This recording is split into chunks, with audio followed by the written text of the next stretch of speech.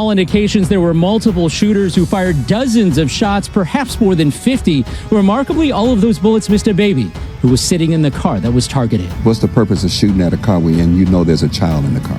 That doesn't make any sense. 10 days ago, we opened a file. 50 rounds, 3 shooters, a red Alfa Romeo, a 13-month-old girl sitting on a car seat holding a lollipop as her mother is losing her blood in the front seat 3 feet away.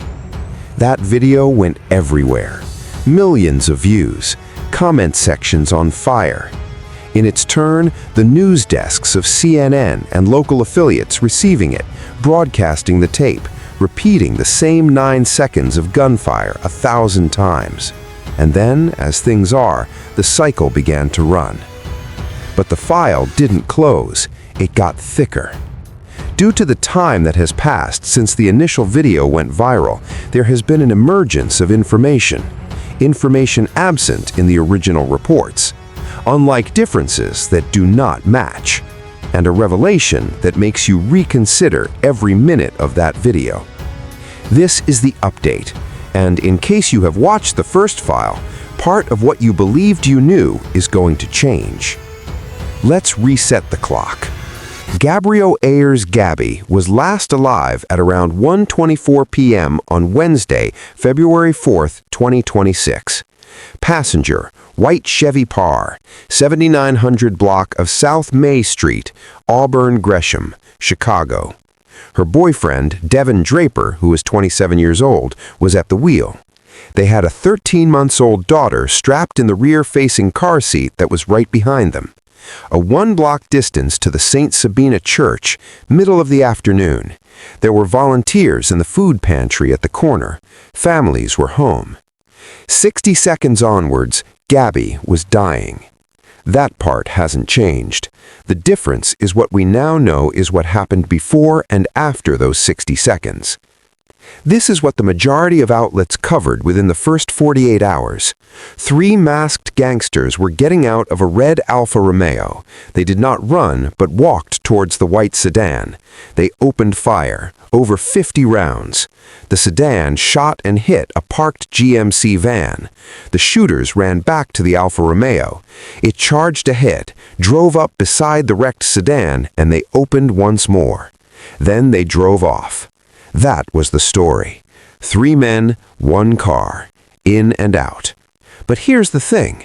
Once you scratch the surface of the police reporting, not the headlines, not the viral videos, but the factual police summary that was released via CWB Chicago, you find a different fact, one which hardly anybody has mentioned.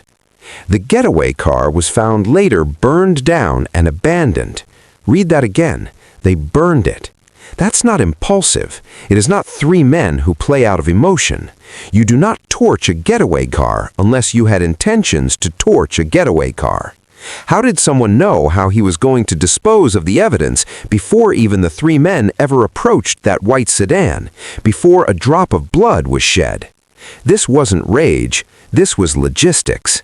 And that alters the whole aspect of this shooting. A crime of passion is hard to hide since it leaves evidence. A synchronized attack attempts to destroy this.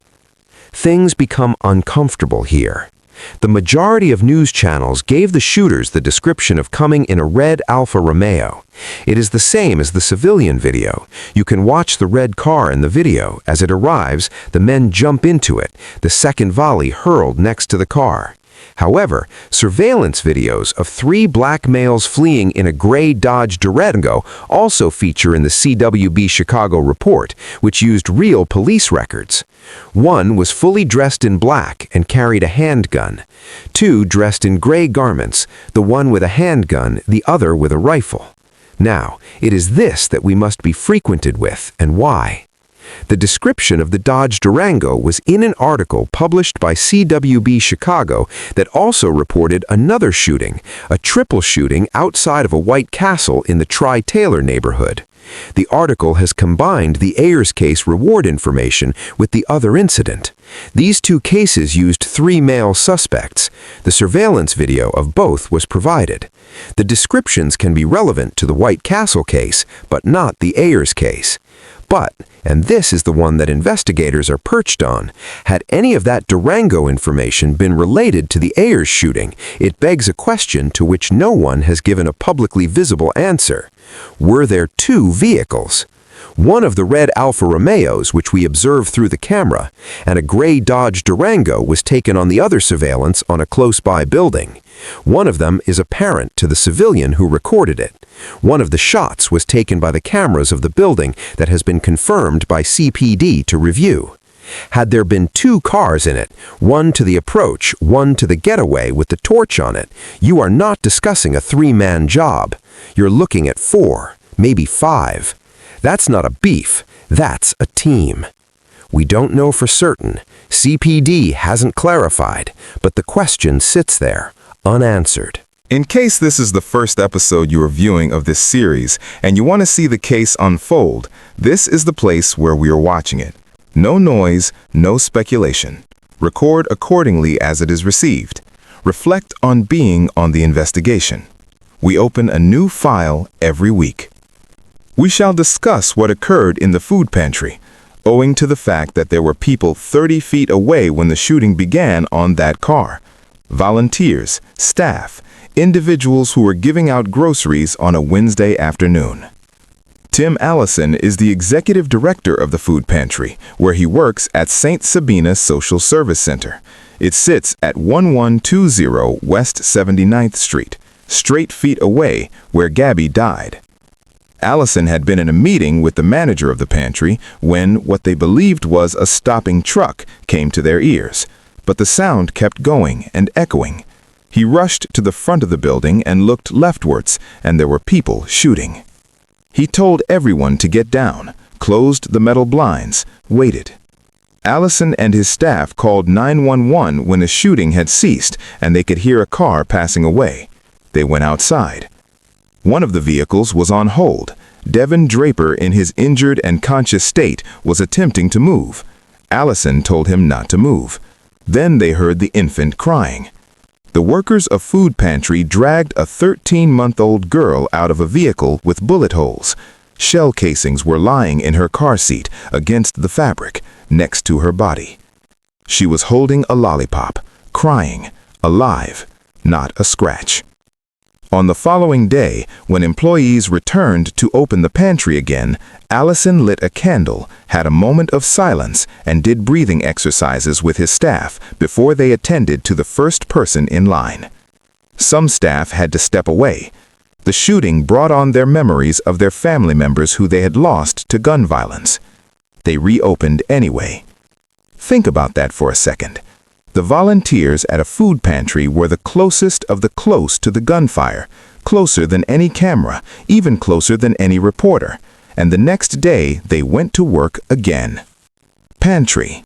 Type P in the comments should that be different with you, because it should. We had better take it easy on the evidence. This is what investigators are known to have been working with to the best of all known reports that have been verified as of this update. The civilian video, caught by an individual on his way home after work. The entire attack was taken by them on the other side of the street. This video became viral in a few hours and has already been mentioned by all big media outlets that reported on the case. CCTV camera shots in several buildings. CPD affirmed they are going through cameras of surrounding buildings. This is where any other vehicle details, such as whatever was photographed outside the red Alfa Romeo, would be obtained. The shell casings. More than 50 evidence markers were put at the scene. The ballistic evidence was recorded by the police on the street and in the car. The casings had been found in the baby seat. The getaway vehicle. The Alfa Romeo in the civilian video was a red one that was burnt down and abandoned. The site where the car was burnt is not publicized. Aerial footage. At around 2:40 p.m., Chopper 7 was on top of the scene. Video footage showed the white car with broken windows and a lot of bullet holes. The weapons. The shooters were armed with long guns, according to eyewitnesses, video footage, and police records. There was at least one weapon that seemed to be fully automatic, going by the rate of fire recorded by the civilian video. This was verified, even by Father Plager, who said they had all long guns.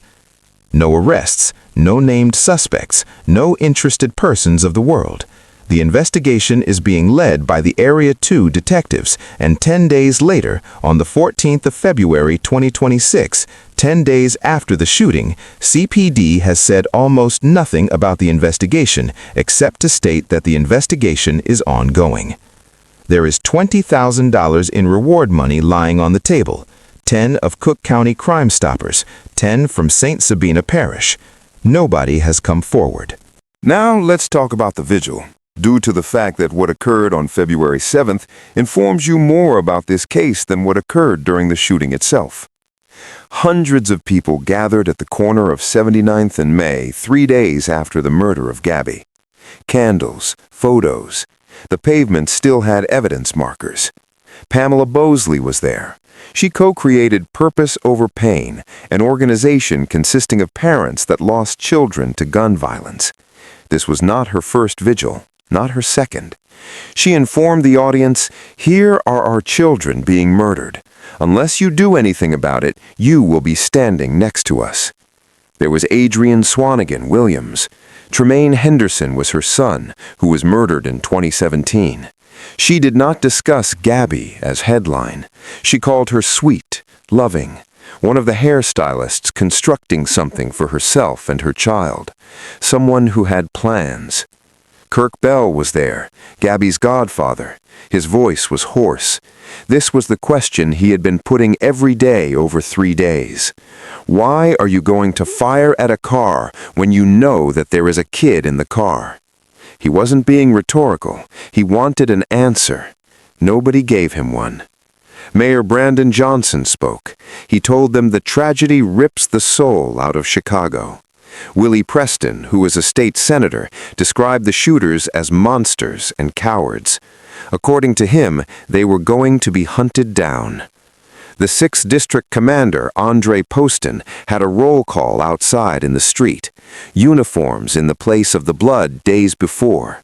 Radios, cameras, an exhibition of strength on the very piece of asphalt on which 3 men had strained their legs under long guns in broad daylight and met with no opposition whatsoever.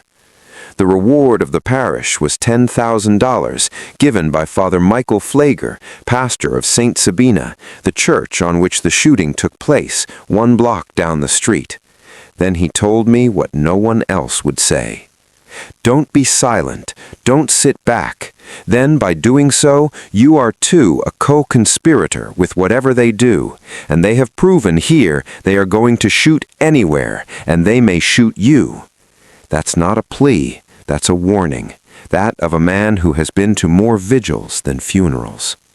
And when the candles died off, and the mob was cleared out, and the cameras were shut down, 3 gunmen remained at liberty. I want to ask you a minute, and then we shall proceed. In the former file, we inquired whether you believed that the threat was internal to the personal circle of Gabby or external. A lot of you answered. Today, having listened to this update, the burnt car, the degree of planning, the food pantry schedule, the potential second car, have you changed your mind? Type changed or same below. This we shall touch on at the end of the series. This is what everyone is not talking about, and it matters.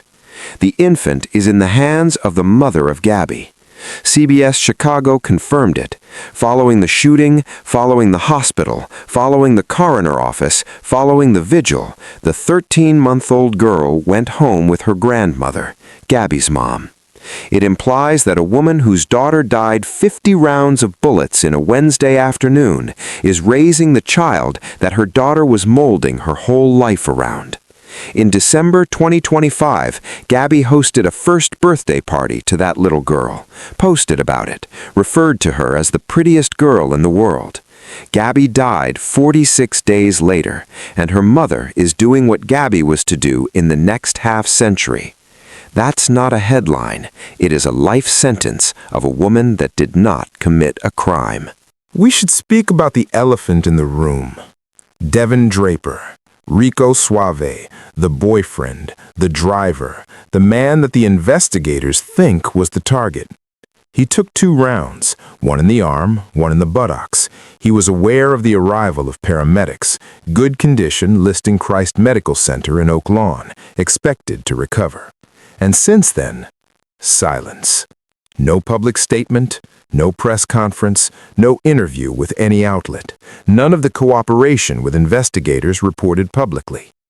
The most recent social media post that was made was at 5:58 p.m. on February 4th, 4.5 hours after Gabby died in the seat next to him.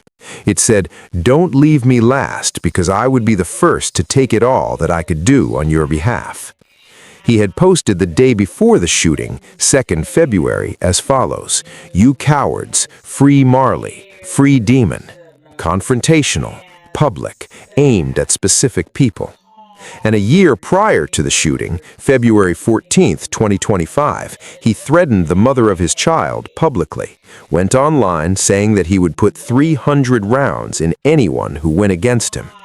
Someone replied to that post and has tagged him and written, "We fin end her." Rico responded, "She believes that it is a game. Then, she's counting her days. She will never have the second opportunity of doing this." 300 rounds, his words, with regard to the woman who was to die later on gunshots on a vehicle he was driving.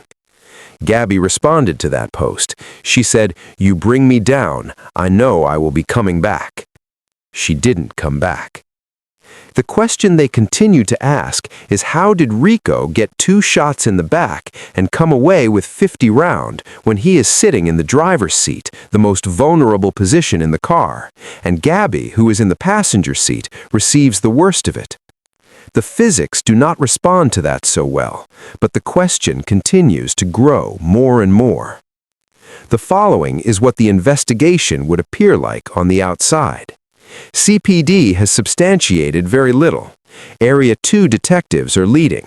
They have the civilian video, they possess construction surveillance, they have the shell casings, they possess, supposedly, the remains of the burnt Alfa Romeo. They did not declare any suspects. They have been unable to make any arrests. They have not made any confirmation on whether or not Draper is cooperating publicly. They have not revealed the place where the Alfa Romeo was located. They have not established the number of vehicles in question. They have not given out ballistic outcomes. The only thing they have told us is that an investigation is in progress. It's been 10 days. During these 10 days, the city was on vigil. The mayor was quoted. A state senator made vows. A church provided $10,000. Crime Stopper provided $10,000 more. National newspapers carried the story. The tape was viewed by millions of people. And nobody has been arrested. This is Auburn Gresham, an area that people observed what took place, where the cameras recorded what transpired, where somebody knows a name. And yet, this is a neighborhood in which Father Flager himself had to stand on a vigil and yell, "The men who did this will shoot anywhere. They may shoot you." That's the math. On the one hand, $20,000 reward money, the actual threat of becoming neighboring on the other.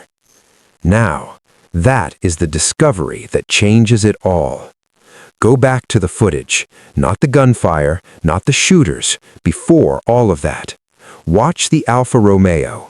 It doesn't speed in, it doesn't circle the block, it pulls up and parks. The 3 men exit calmly. They don't scan the area, they don't hesitate. They head in the direction of the white sedan. They already know which car. They already know where it is. They are already aware of who is inside. This was talked of since the initial file. But here's what's new. The car had been burnt and deserted. What it means is that this automobile was already chosen to be destroyed. It was either stolen, borrowed, or even bought with this aim. You do not burn your everyday. You incinerate the means of connection with the crime. The following, a red Alfa Romeo was purchased before February 4th. One of them traced the path to 79th and May.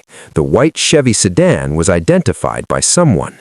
There was one or two coordinators of long gun shooters. At least one was fully automatic. One had even prepared a burning location where they could leave the car. And somebody, maybe, knew exactly where that white sedan would be at 1:25 p.m. on a Wednesday.